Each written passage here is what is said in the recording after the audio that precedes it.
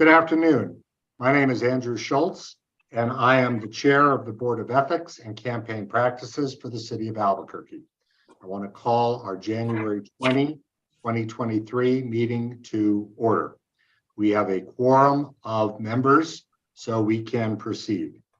The agenda was posted on the city website, so we will go ahead and proceed with that agenda. The first item of business is a review and approval of that posted agenda. Does anyone have any corrections or additions to the agenda? Seeing none, can I ask for a motion to approve the agenda? So moved. Okay, moved by Jason Marks. Is there a second? I second. Thank you, Christina Caffrey.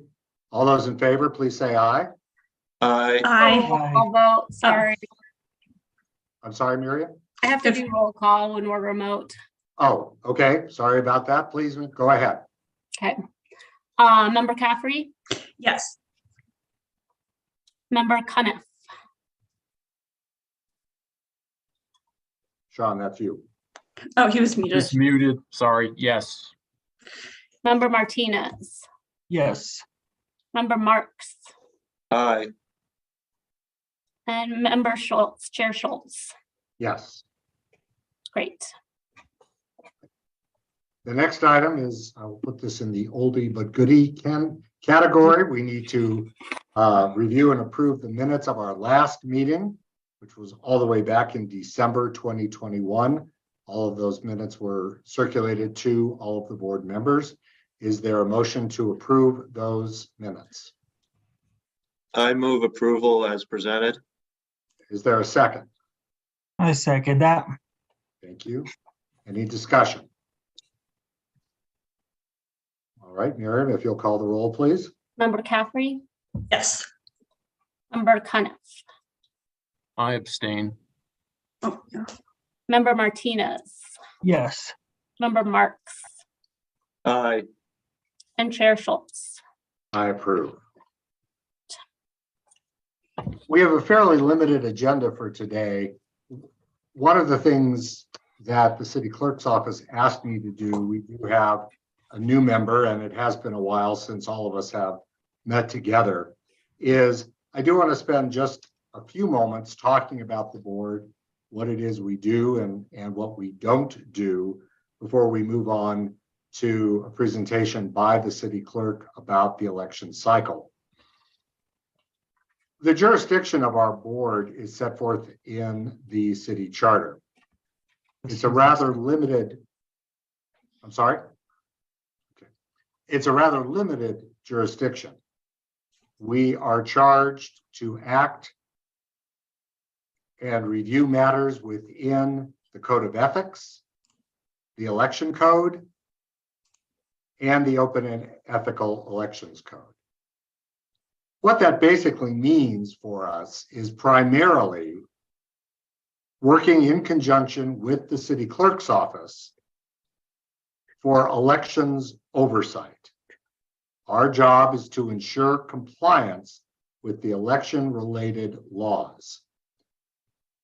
That comes down to, not exclusively, but certainly primarily, oversight to the election process with regard to those candidates who elect to take advantage of the city's public finance provisions for their campaigns. Now, for that election oversight, we do the following. We preside over mandatory meetings that are required by our rules regarding campaign and financial records. Fortunately for us, there's very little work for us to do in that regard because the auditor, who has actually done all the heavy lifting, normally is the one who is taking the laboring oar for those meetings. We also conduct or authorize the investigation regarding possible violations of the Elections Code, the Ethical Code, and the Open and Fair and Open Elections Code. We have done that in the past. We have conducted the investigations ourselves more often than not. We have relied on an outside agencies, and very often that has been the Office of the Inspector General for the city. We also are charged with issuing advisory opinions. This is something that we used to do on a very, very rare basis, but over the last 2 election cycles, we've been called on to do on a more frequent basis. Normally, that request comes from a candidate at the beginning of the election cycle. The importance of those advisory opinions are that they can be used both affirmatively and defensively with regard to an allegation that a candidate has violated some portion of the elections code. And then, of course, what has become, I don't know whether to say fortunately or unfortunately, one of our primary duties, which is the conduct of evidentiary hearings to resolve complaints filed against a candidate involving alleged campaign violations. I went back and looked at my records this morning. In 2017, we held a total of 3 hearings. In 2019, we held 5. In 2021, we held 11, but there were 15 complaints filed. 4 of them were resolved.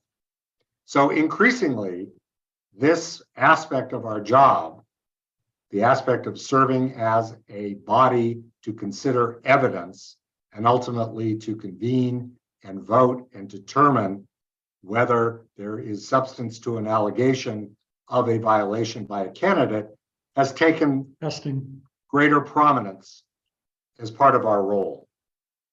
Now, the purpose of those hearings is to provide the parties with an opportunity for a full and fair hearing. But as many of you have heard me said before, that does not mean an unlimited hearing. The chair is given the opportunity to set ground rules. And we have done that by setting time limits on the presentation of argument and evidence.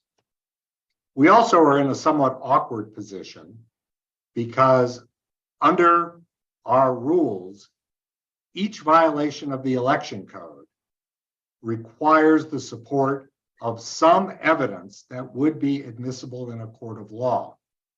But at the same time, our rules also state that the rules of evidence are not to be strictly applied. So it's a little bit relaxed. And that certainly has been the manner in which this board has proceeded in the past with regard to the rules of evidence. And that applies primarily with regard to the concepts of relevance and almost exclusively with hearsay. But I do want to make clear that even within this part of our conduct, we are a board of very limited powers. We can impose fines, but those fines are limited to no more than $500 for each violation of the election code. We can issue a public reprimand, or we can do both. But what we cannot do is probably more important. This board is not empowered to remove a candidate from the ballot. We also are not empowered to rule on the constitutionality or the validity of any provision of the election code. We can't invalidate any particular monetary contribution that was made to a candidate. So we are given some powers, but what we cannot do is equally as important. Over the years, occasionally, we have also been called upon to actually do what our title suggests, which is rule on ethical complaints not related to an election that have been brought against a city official. We have considered conflicts of interest brought against city councilors. We have considered a misuse of public property brought against other city officials. I would urge all of you to take a look at the city charter and to become very familiar with our rules and regulations. I would also urge you to take advantage of the incredible resource we have within the city clerk's office. Both Ethan and Miriam have been invaluable assistants, and they will continue to be that. So I would urge all of you who have any questions to please give them a call and let them walk you through any questions that you might have. I want to turn the next portion of the meeting over to the city clerk to go through an overview of the upcoming election cycle. So, Mr. Watson? Chair Schultz, Sure. this is Mr. Marks. Would there be any objection to, for the benefit of Sean Cuniff, who's a new member, each of us giving a 20-second or so bio so that for his benefit, so he knows where we're coming from, and perhaps Sean could tell us his background Oh, at this no point? objection at all. Thank you. It's probably a pretty good idea. So in fact, let's start with the new kid on the block. So Sean, if you'll give us a short background, including singing your high school fight song. Well, I'm not such a kid that I can remember that. I'm a lawyer. I work at the U.S. Attorney's Office. I'm an assistant U.S. attorney. I'm responsible here for investigating and prosecuting civil fraud matters, primarily related to health contractors with the government and defense contractors. And for that, I worked at the Attorney General's office doing very similar work. And I know Andy Schultz well from that. We worked on some matters together. And I went to UNM Law School. I clerked for Justice Ed Chavez. And before I was a lawyer, I had a long and illustrative career as a labor union organizer. So that sort of encapsulates my professional existence. Thanks. Jason, since this was your idea, why don't you go next? Okay, thank you. So see, I am an attorney in private practice since 2013. I do and I also manage a bar. And anybody want to guess which is more fun? And in my practice, I do mostly business and regulatory matters. Prior to being in private practice, I was a public regulation commissioner for a couple of terms. And before that, I did healthcare financial consulting. And before that, slight overlap with Sean, I would actually was a shop steward for SEIU Local 503 way back in the 1980s. And I live on Albuquerque's west side, and I have two businesses downtown. Thank you. Joshua? Sure, yes, Joshua Martinez, just really involved in the community. Basically, my background, I'm currently a HOA president, currently on neighborhood association board, and just kind of been around elections and different things like that as a volunteer. Professionally, I do work for InnovAge. It's an elderly healthcare program. Prior to that, I worked for the American Heart Association for over 7 years as the Health Equity Director and Community Impact Director. I oversaw the program statewide, preventing of heart disease and stroke. But very excited to be here with all these intelligent people and providing a community background, community perspective, I guess, to this board. Thank you. Christina? Christina Caffrey. I'm a lawyer as well. I'm currently in-house counsel for a cannabis company. So born and raised in Albuquerque. Many years ago, I actually represented someone before the Board of Ethics, which was an interesting experience. So now on the other side. Thank you for that. And I see that Susan Selvin has joined us. Susan, thank you. If you please give us just a brief introduction, a little bit about yourself for the benefit of our new member. Hi, how do I get the camera on? So since I just Let's am see. showing my S and not my, Probably, anyway, yeah, lower left-hand corner, lower left lower left-hand corner. of my name. Yeah, then if you All the way hover, on the there's, screen. Oh, Got well, There should Maybe be we'll something work out called later. stop video. And if you click on that, don't worry. Well, let's see. I was a Peace Corps volunteer 3 times. Chile, Liberia, Swaziland, now Eswatini, special ed teacher, San Francisco Unified School District. I also directed the special ed program. And then I had the same students from 6th grade through high school. And when they graduated, I said, oh my gosh, what am I going to do? So I joined the Foreign Service and ended up, that is 23 years of full-time service plus another 14 years of contract work, which I enjoyed a lot. And so now I am not working anywhere, but I'm available. Thanks. thank you, Susan. All right, the next item on the agenda, I'm going to turn over to the city clerk to give an overview of the upcoming election cycles. Mr. Watson. Thank you, Chair Schultz. And so there's several different periods during the election cycle, and I'll give you an overview of those and then a few things that are on our radar this year that we're looking forward to. The exploratory period for the election cycle will begin on April 30th and run through June 4th. The seed money period, which is when candidates seeking public financing can start gathering some private contributions, will run from April 30th through July 10th. The candidates will start gathering qualifying contributions no earlier than June 5th, and that will end on July 10th.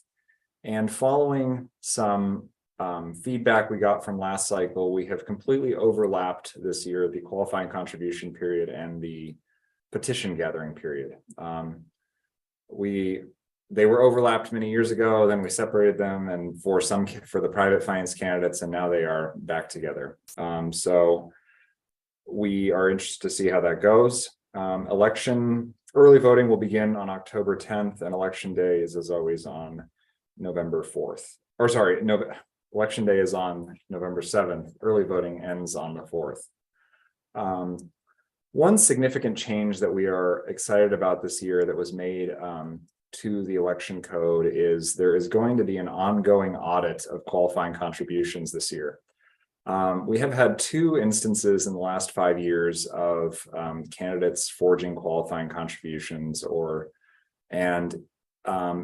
after the last election cycle finished, Ms. Deemer and I applied for a grant to the Thornburg Foundation, and we received that grant and convened administrators of 18 of the 28 public finance programs across the country and identified this as really a best practice for programs that have qualifying contributions or a document of that nature.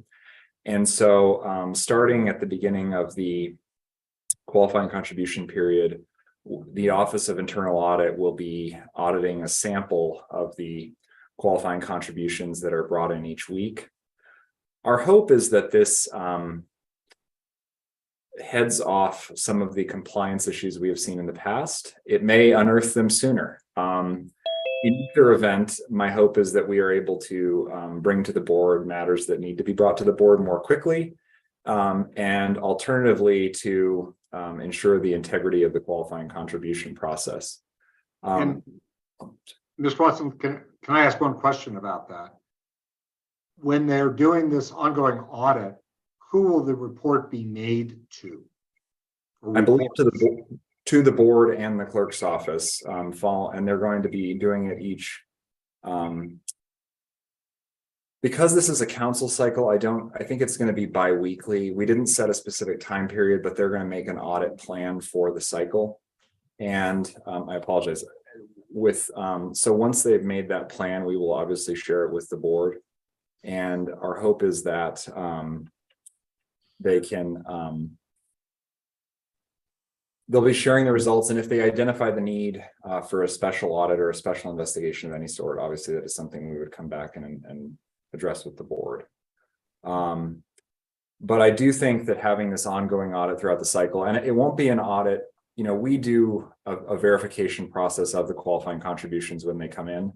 This will expressly be an in-person audit to confirm that the person who signed the qualifying contribution allegedly is actually the person who signed it. That is really the focus of it, because that has been the issue that's arisen twice now in the last 5 years. So we're excited about this. I think it is going to be a significant change, but I do think I think it's been important, especially in light of recent campaign cycles.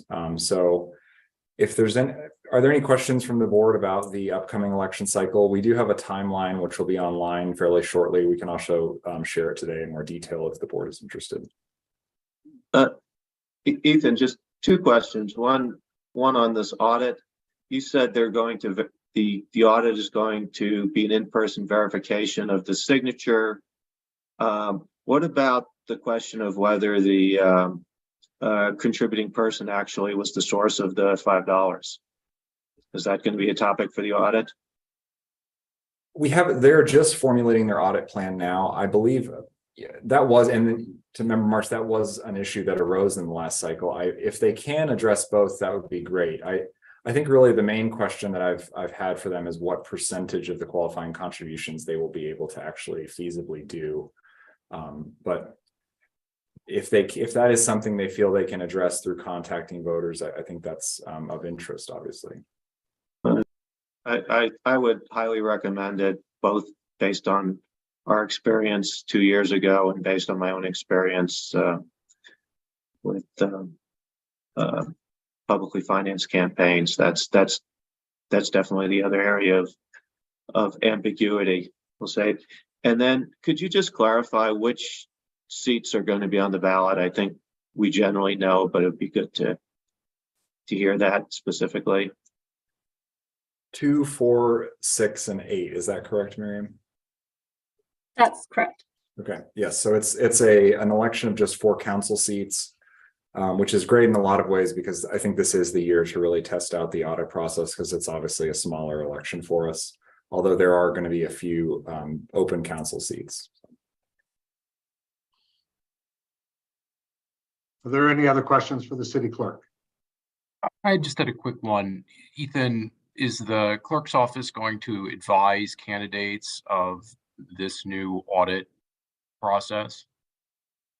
Yes, it is. We are going to, and we're going to describe it in general in the in our guide. We're still working on some of the materials for the election, but we do want them to be aware of it. Well, maybe it will create a disincentive.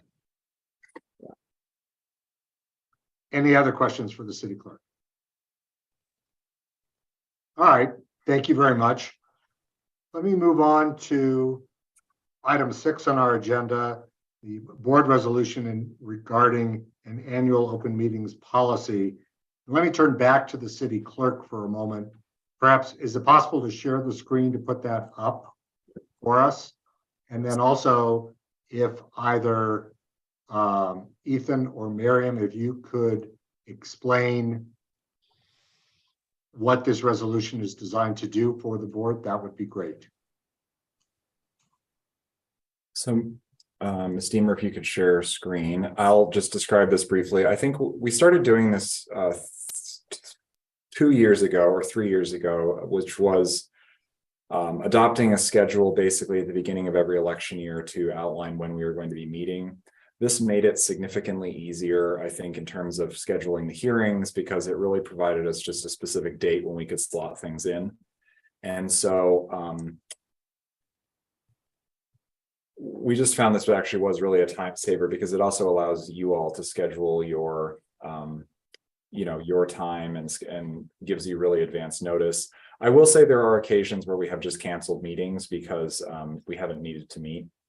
And or we haven't had anything that the board needs to address. And so it is possible that we may cancel some of these meetings.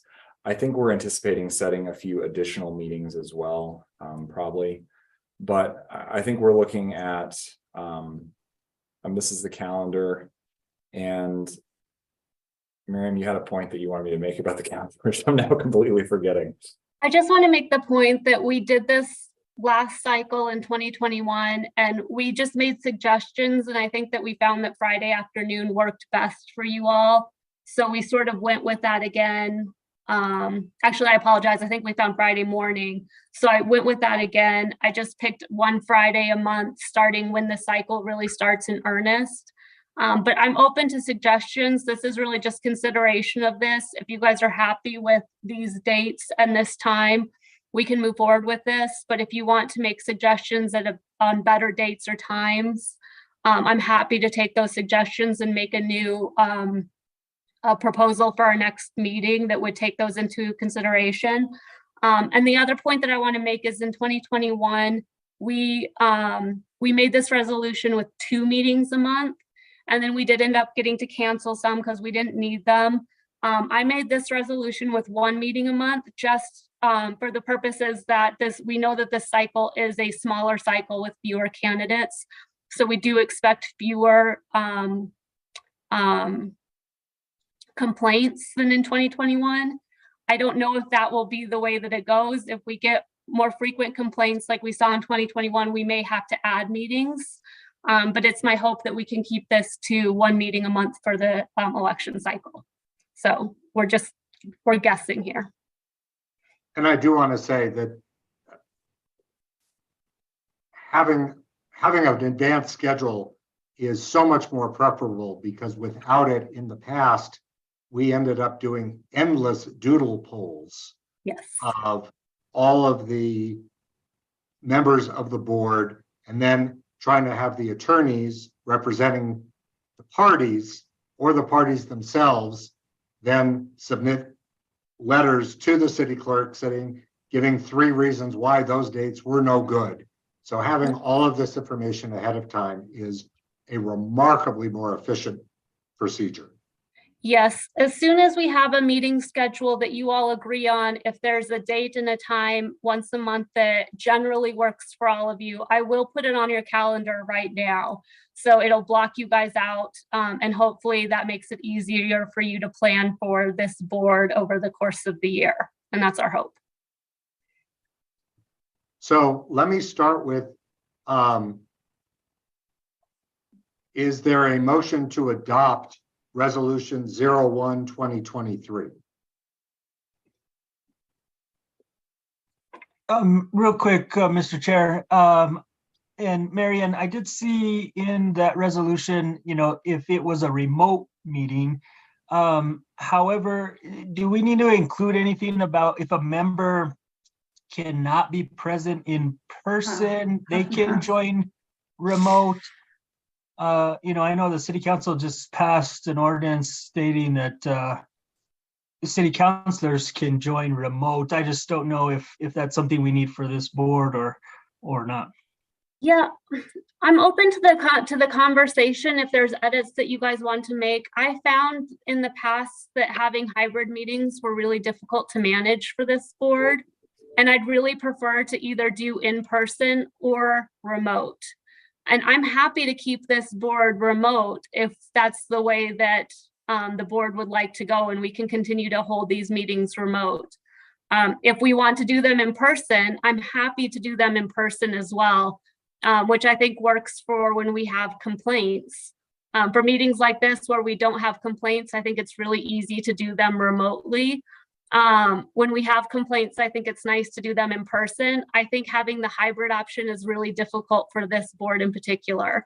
So I think as long as we have quorum for our in-person meetings, I'd prefer not to have the hybrid option if it's not necessary.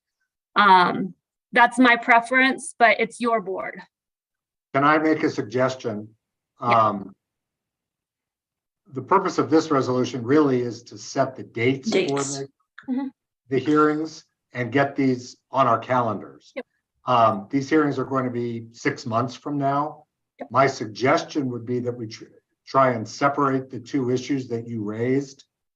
One is the dates for the hearings, and second, how the meetings will be conducted.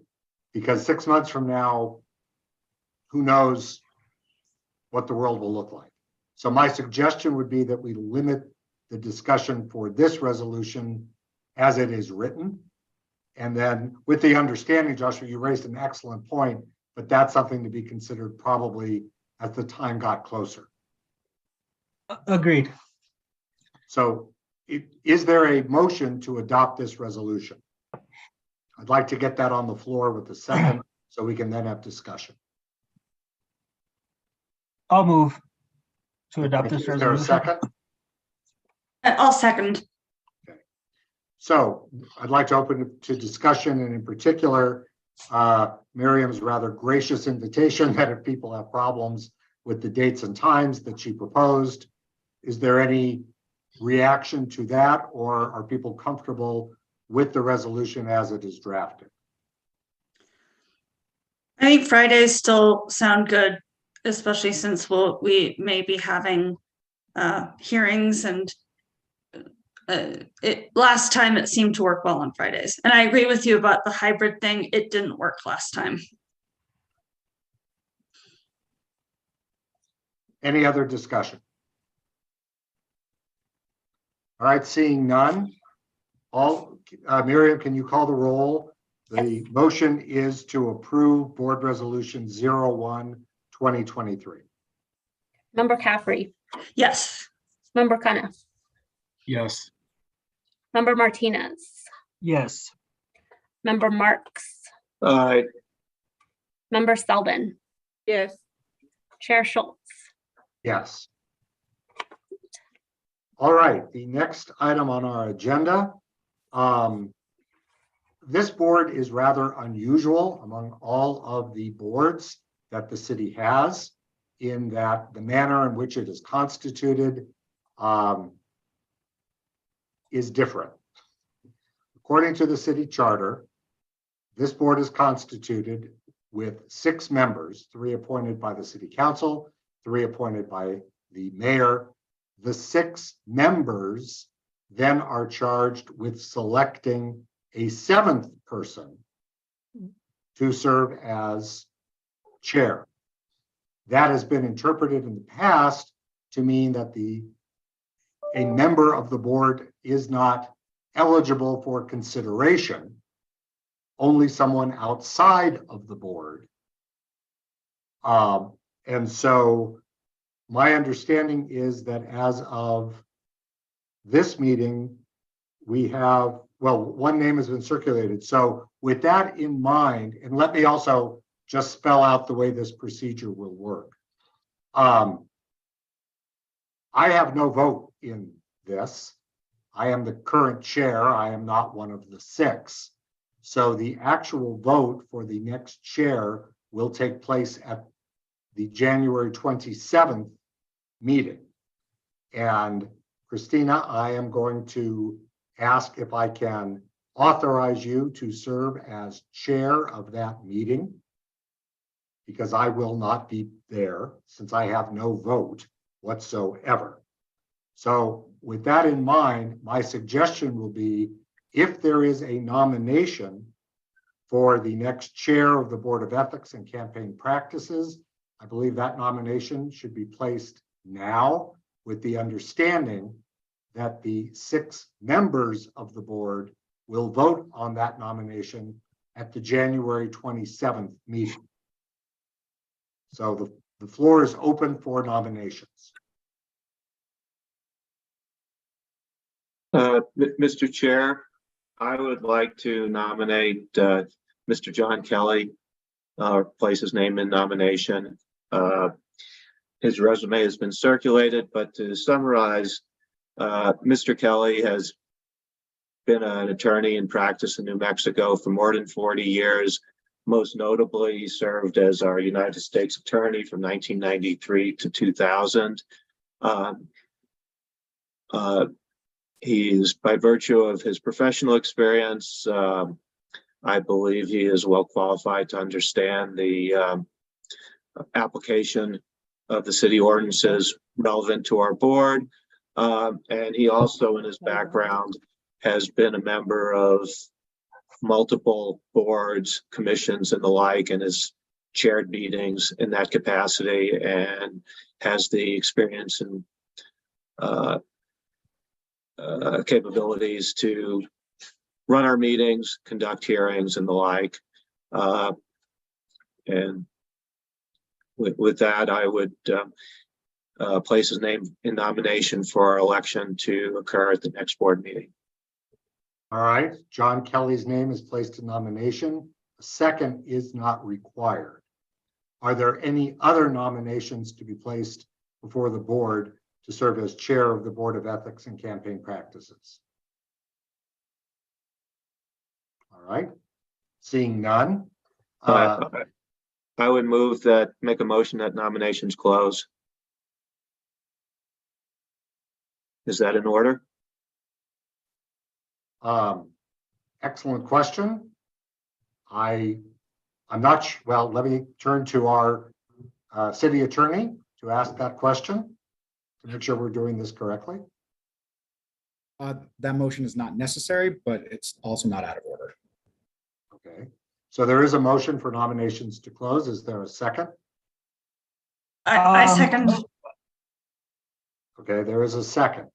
Now, any discussion on the motion to close nominations? Joshua, you were going to speak? Yeah, I would, is it in order for Mr. Kelly to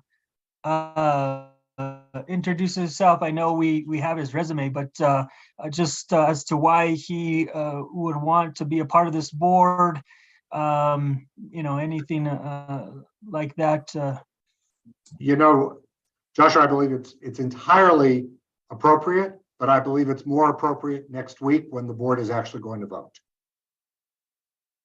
Is that acceptable? Mr. Chair, if I could, I believe the effect of my motion, if it's adopted, would be to prevent further nominations. And my intent there was just to, I guess, to eliminate surprises or to take the temperature of the board, that if we're all comfortable with Mr. Kelly, we would be on that path.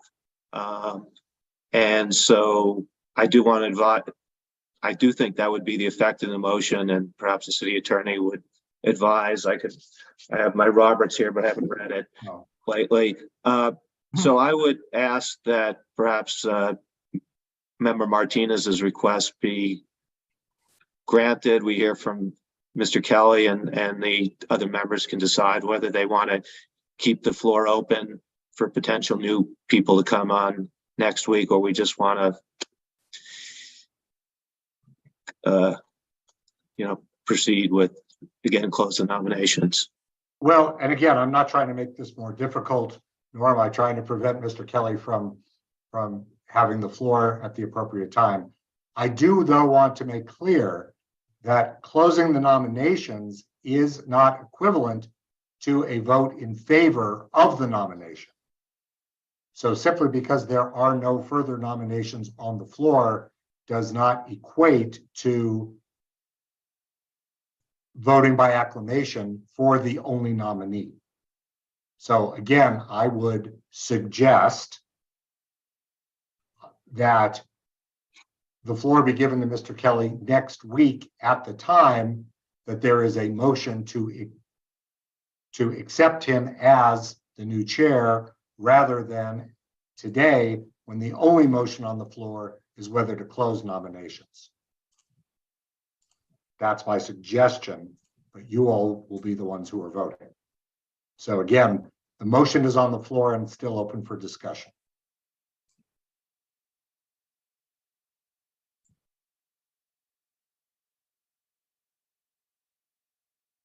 All right, if there is no other discussion, And I don't think it's been seconded.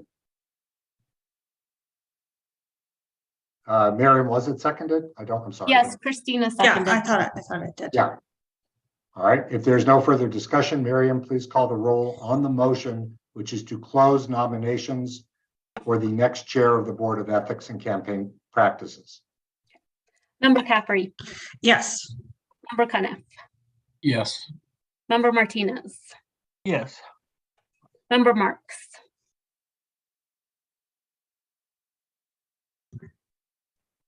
Member Marks,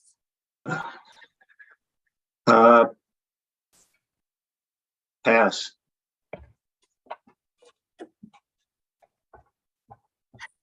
Member Selvin, Yes. Chair Schultz. I abstain. So just to be clear, though, I want to make sure we go back to Jason now that all have voted, he passed rather than abstain. So I think we need to call on him to vote. That's correct. And I vote in the affirmative, and to explain my passing, I do have a concern that Member Martinez, I wanted to be sure that he was comfortable with Mr. Kelly not having heard from him. Sure, yes. I'm okay with that. Right, so the motion passes. Thank you. Miriam? Did pass. All right. All right. Is there any new business to become before the board today? So, Andy, I just wanted to flag an issue. My understanding from the ethics code is that Mr. Kelly's candidacy is subject to this sort of public comment period, this 14-day public comment period. You're nodding your head no, Miriam? I don't think that's correct. We can have our attorney step in here, but I think the member nominations are, but the chair is not. That's not- It says, Alan,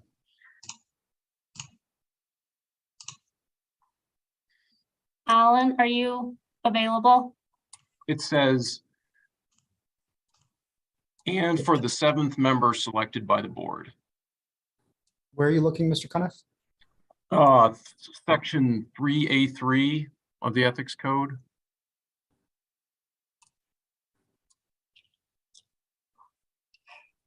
Yeah, it pretty expressly states that. So I don't have any quibble with the nomination. It's just the time period, right? There's only 7 days between now and the next meeting. So I think we have to wait 14 days or until the completion of that requirement. Sorry, I don't want to make things more difficult, but Miriam, have we? No, I'm reading it and we have an opinion from our city attorney. So if that is the case, Miriam, you will need to come up with a new meeting date for the board beyond. Yep, I will have to get 14 another meeting days. date. Yep, And you will need to make sure that Mr. Kelly's nomination is posted on the city's website. yep. All right, Sean, thank you for that. All right. So I guess you will be looking to hear from the city clerk's office with regard to a new meeting date more than 2 weeks from today. Is there any other new business to come before the board at today's meeting? Mr. Chair? Yes. May I have the floor? If I could, I only had the pleasure and privilege of serving with you through 1 year on the board. But based on that experience, I want to recognize and the service of Andrew Schultz as the chair of the City of Albuquerque Board of Ethics. His leadership got us through a very, wouldn't say difficult, it was complex election season with many hearings. He presided ably over those hearings, which included some very contentious issues and contentious parties. And on behalf of myself, and I think the other members who served with him in this past go round, we thank you and appreciate your service and commend you for your public service to the city. Thank you, Jason. That was very kind. I appreciate that. All right, any other matters to come before the board today? Seeing none, Chair will entertain a motion to adjourn. Could you clarify the next set of dates? I'm not sure. I've Susan, got- we don't have any at this point, so you're just gonna have to keep an eye out for an email from me, okay? Okay, thank you. Thank you. Will somebody please make a motion to adjourn so I can be done? I'll make a motion to adjourn the meeting. Thank you, Christina, and thank you for agreeing to chair the next meeting. Is there a second? Second, Thank you. Miriam, if you'll call the roll. Okay, Member Caffrey, Yes. Member Cuniff, Yes. Member Martinez, Yes. Member Marks, yes. Member Stelben, Yes. Chair Schultz. Yes, so thank you all very, very much. It has been a pleasure serving with all of you, and I do want to particularly thank Ethan and Miriam. Their continued service, counsel, advice, and truly hard work has been absolutely invaluable to this board. So thank you both very, very personally. We are adjourned. Thank you very much.